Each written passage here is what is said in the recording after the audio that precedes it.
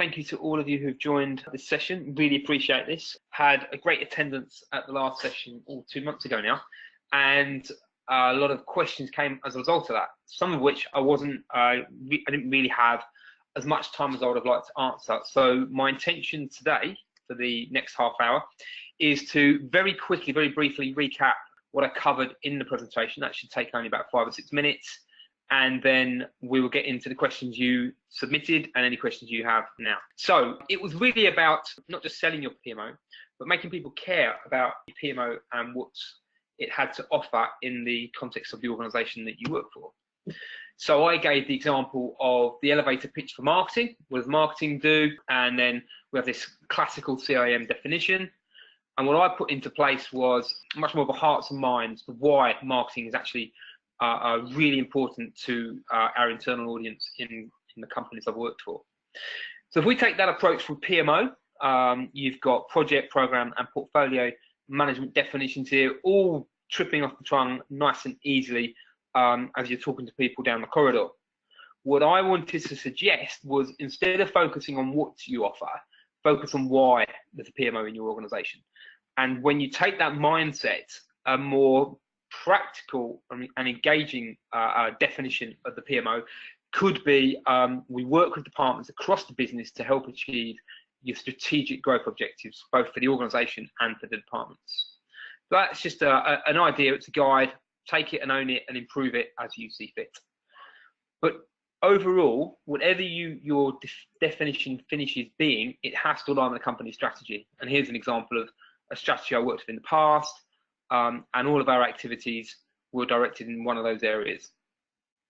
Remember, PMO, you're an investment, you're not a cost. So, but what's important for me is that you know what your numbers are, you know what your contribution to the business is, but why does that matter? What is the benefit to the organisation? What impact do you have in your day-to-day and also strategic activities? So when you look at your PMO, think of your internal customers, and that will be all of your audience in your organisation, all of the different departments that engage with you. And when we talk about why those internal customers buy or don't buy, what we mean by buy, of course, is engaging with you, interacting with PMO and being a part of what you are doing within the wider organisation. And then how do those internal customers do that? Who is your audience? And this, I think, gets to the hub of how you can really communicate effectively to your audience and get them to engage with you in a constructive way. Now, you can either target by title or target by department. So obviously title would be you going from board level to exec management, and then maybe in an operational environment, the shop floor. But I think a more targeted and appropriate approach may be, let's say, departments. So what activities are you working on that has a real benefit to the accounts and the HR and the sales and marketing functions, etc.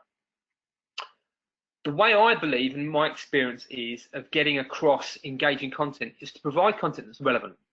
Provide something that is easy for them to understand, whether it be a dashboard or metrics or your red, amber, greens, but make sure it's in a language that is easy for them to understand and that the way you get it across is accessible. It doesn't have to always be on an intranet or just by email. Put a series of communications that cover the various different ways, so it can be displays in corridors on notice boards. If your company has TV screens with rotating slides, make sure you own a couple of the slides on that deck that you can update as and when required and as part of your communications plan. And we'll talk a bit about that later. But be recent as well. Update on a regular basis. It can be a bit disheartening to see content that's 3 months out of date. Keep it up to date on a regular basis. From an internal point of view, I talked about being customer obsessed, being focused on your internal audience and the benefits that they derive from your PMO. So spend time actually with them. What do they do with the information you provide them and the programs that you manage, the projects that you implement? How does that benefit their day-to-day lives? And are you, as a department, easy to do business with from the customer's point of view? So here's an example of how staff within an organisation typically would engage. It could be anything from posters to newsletters. You might decide to do some sort of internal show and tell event or presentation on a monthly basis or quarterly. Make sure that's part of your communications armory. But also, one of the things somebody was talking to me about afterwards, case studies, internal 30 or 60-second videos that show what you do and how you engage with other people in the company can make a real positive impact. So I gave this example last time about sending out an email campaign. Typically, let's say it's a weekly update or maybe fortnightly. Test it. Different days, different times at which you send that email will have different response rates. So work out which is the best time to send an email within your organization. Understand what percentage of people don't even open the email, what sort of deletions you get, then how many click through, and repeat that on a regular basis so that you get some benchmark and targets to improve. We then talked about tactics, the tools that you use and how you use them. Really important to think about what you want to communicate as part of your program, and then be consistent. Adopt a tone of voice that's relevant to your audience, but be consistent across all of the different platforms that you have and in the different messaging types. So I gave the example of a rolling 12-month communications calendar of activity that's been done in another organisation. Share that plan. Sometimes the dates will change for projects that are further out, but let people know what you're working on, because I think that increases engagement. That makes people more aware of the workload you have, so there's a bit of respect and understanding there, demands that you're under, and that can be a bit of a two-way street where all of the departments have a lot more respect and understanding then of what's going on in your department and how you impact the wider organisation. But then, of course, whatever you do, measure it. That famous line, what gets done gets measured. Understand your audience. Are they aware of what you're doing? And I'll talk a bit about this in one of the answers to the questions. Don't be afraid to run internal surveys, maybe a couple of times a year. Set yourself a benchmark and then targets in terms of improving awareness, advocacy, and how they engage with you and how often. So let's turn to the questions that were submitted at the end of the last session, some of which I've had the chance to put a bit of thought into. So the first one was, how would you recommend appealing to internal comms or marketing teams? So first of all, a couple of companies that I've worked with recently, they've all had internal communications staff, and a key part of their objectives are things like internal employee branding, being an employer of choice, and helping people to develop. And as part of that internal engagement, you then want to slot in the PMO. This is the PMO's, so you'd have a conversation with communications and let them know what your planned calendar of activity is, and get some advice from the marketing team in terms of how you can make the company's existing communication plan work for you. So maybe if there is let's say a monthly newsletter that goes out, make sure you take ownership of a page and you'll provide the content and they will put it into the house style, and then schedule a time in your calendar to provide that content. Or it could be that, as I mentioned earlier, there are TV screens throughout the business. Again, take ownership of a couple of slides and commit to providing those on an updated basis. So work with the marketing teams. A good marketing team will use this as an opportunity to help strengthen the internal brand within the organisation. So they should adopt it in a very personal and professional way, and be really, really supportive in what you're doing. Dealing with negative and threatened stakeholders, yes, you're never going to get away from that. We recently did a survey in an organisation with over 2,000 members of staff, and we had a very good response rate, just over 20%, so about 400 odd, 420 I think responses, and you will always get 10–12% of people who are in that low end score. Now the agency we used to create the survey, we used an external agency so that we could benchmark against other companies, and they said that score of 12–10% in the negative was really good. You're not really going to get it much lower than that. So you just have to accept that there are people who, let's say, just negative adopters. And I think when you kind of get over that hurdle, you can focus on how you can improve the approach or the understanding of your PMO across the rest of the business, and take on board that there are people who will be open-minded and look to see what you do and how you can improve, and take a positive approach to that. So when you start out on your communication campaign and journey, the first thing I would do is understand the existing understanding or awareness people have. So you're setting yourself a benchmark, a line in the sand that you can judge yourself against 3, 6, 12 months out. So do a really informal internal survey and mix it between email, a digital touch point outside the canteen where people can do a quick survey, and I'd make it either 2 or 3 questions. The first one, probably the key one, being, are people aware of what the PMO do, and then a couple of free text fields for them to fill in what they understand to be the activities of the PMO. That way you'll get a fairly accurate understanding of where things are at the moment, and it should not take the recipient more than a minute or 2 minutes to actually complete that survey. But again, it's getting a benchmark in the sand. In marketing, we have a term called NPS, which is the Net Promoter Score, and where you give somebody the opportunity to rate your department out of a score of 10. Anybody less than a 7 is regarded as a detractor. Anyone scoring you a 7 or 8 is regarded as passive, and anyone scoring a 9 or a 10 is a advocate.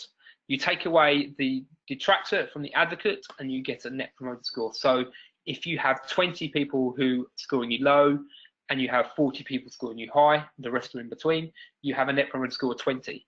Once again, when you've got that benchmark, you then set yourself a target to improve that at the next measuring point. But also, if you were to engage with similar people in other organisations, you can compare that benchmark and see how you stand against other organisations. So that's a good opportunity to compare your communication starting point and future practices with other organisations. I think that could be a good way of kind of sharing best practice across PMOs. So I'd encourage you to do that, but have a starting point and try and understand why certain people have negative, or should we say threatened viewpoints of your PMO. A question I had a lot, there were multiple questions on this one. What tools are available to test emails? So a tool I found that is excellent. Most internal communications is done through Microsoft Outlook. So let's not reinvent the wheel. Let's use Microsoft Outlook. But if you do a Google of, let's say, the term Outlook marketing tools plugins, one of the best ones I've experienced is one called Sales Handy. And what that allows you to do is you download it and you plug it into your Microsoft Outlook ecosystem. Every email you then send out that you enable through Sales Handy will then give you live real-time reporting. So if you send out 1,000 emails in a couple of batches to your internal staff, you could log in, say, an hour later and see how many people have already seen that email, how long they spent reading the email, which links they clicked. It's pretty much a full-service internal email monitoring tool, very similar to what you would get for any external marketing campaigns, let's say through SurveyMonkey. Very detailed. You can drill down in terms of what links people clicked on any internal sites you've directed them to, and you can monitor then how long they spent actually on that page. So really, really good. Again, great way of monitoring and testing email campaigns. So like I said, if you're going to send, let's say you send out an email campaign to, I don't know, 200 people in an organization, or maybe 1,000, divide those different groups of people into time slots and test the response rates for each of those time slots, so that when you send out larger mass mailings at next round of communications, you can make sure that you are sending those at a time when people are most likely to open them and to read and engage.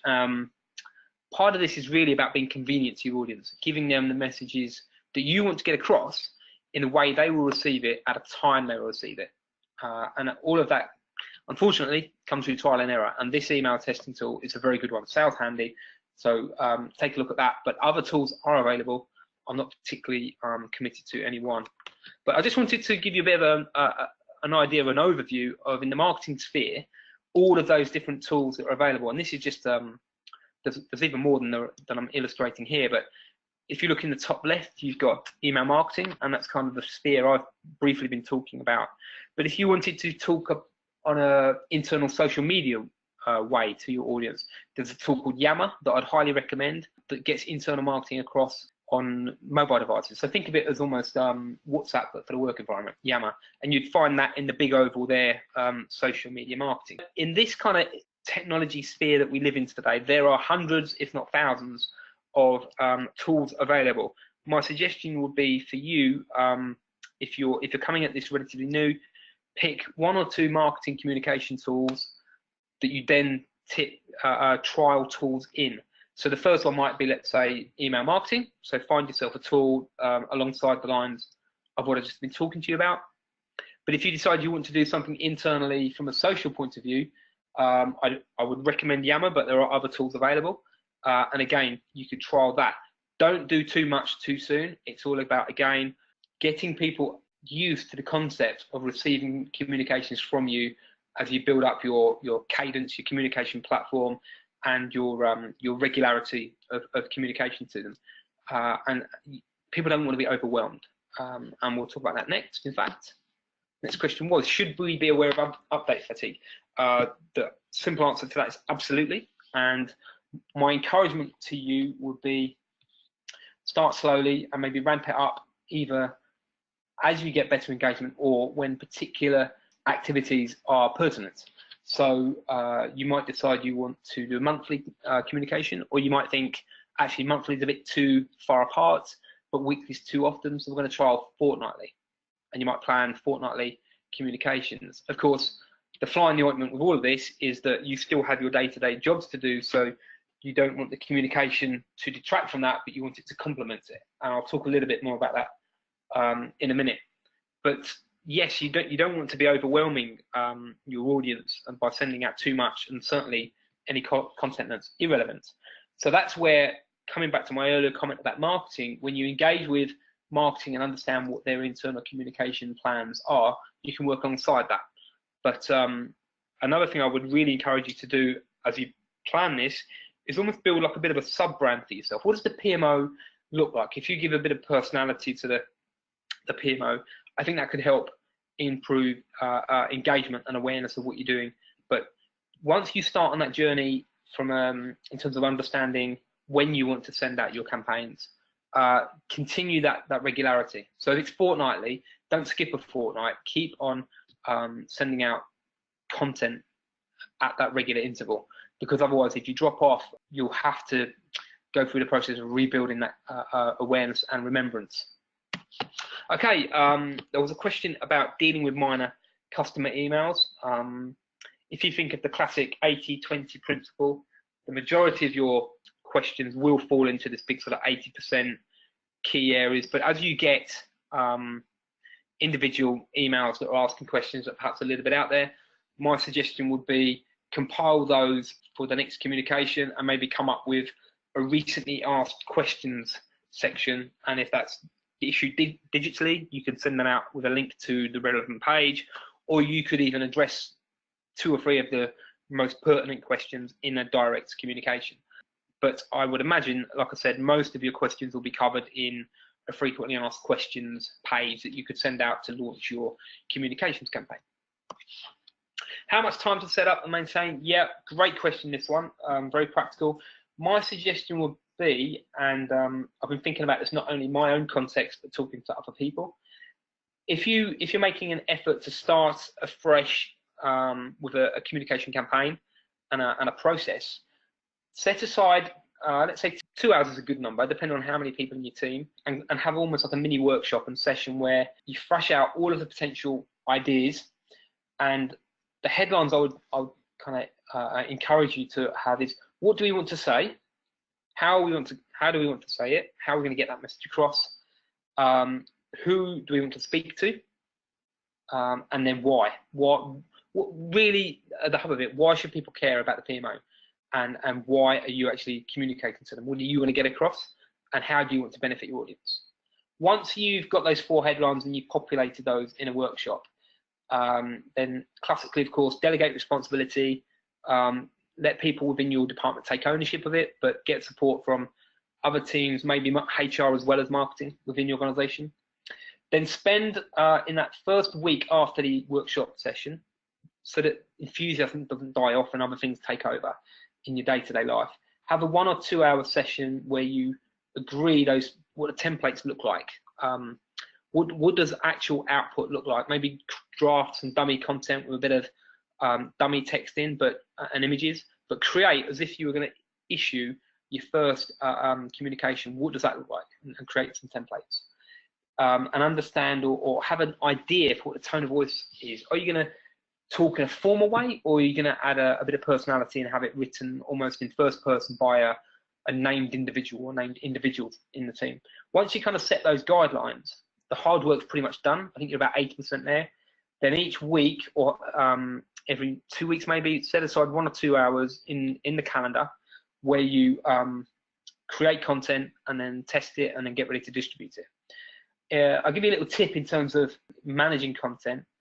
Create a subfolder for your team that everyone's got access to, a shared folder, and as you go through your daily business, as an idea drops into your mind to put into the next communication, just either type a note or you've already got a file, drop it into that shared folder so that you can dip into that when you've got your time scheduled to prepare content. So at the end of a couple of weeks, you have a folder full of content that you can disseminate and create, rather than feeling like the next time slot you've got for content, you then have to create content from scratch.